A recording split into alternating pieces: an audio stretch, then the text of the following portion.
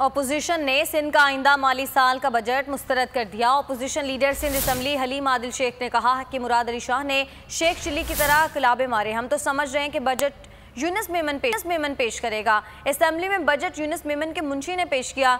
रहनुमा MKM पाकिस्तान ख्वाजा इजहार ने बजट हुक्मरान दोस्त और सिंध दुश्मन करार दे दिया। कहा सिंध को हुक्मरानों से खतरा है, हम किसी का हक नहीं मारेंगे लेकिन अपना हक भी नहीं छोड़ेंगे।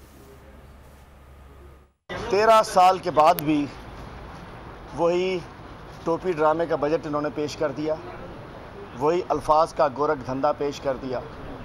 आज मुराद अली शाह साहब ने ऐसे शेख चिल्ली की तरह ज़मीन आसमान के कुलाबे मिलाए। चीफ जस्टिस कहते हैं कि सिंध का असल हुक्मरान ओमनी वाला यूनुस मेमन है, तो हम तो समझ रहे थे कि आज का बजट यूनुस मेमन पेश करेगा और वही असल हुक्मरान है तो उसी को बजट देना चाहिए।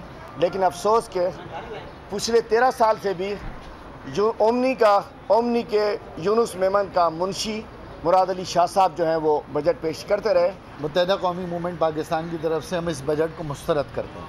ये बजट हुक्मरान दोस्त बजट है मगर सिंध दुश्मन बजट। सिंध को किसी से ख़तरा नहीं है, सिंध को तुम्हारे हुक्मरानों से ख़तरा है। हम किसी का हक नहीं मारना चाहते लेकिन हम अपना हक छोड़ना भी नहीं चाहते।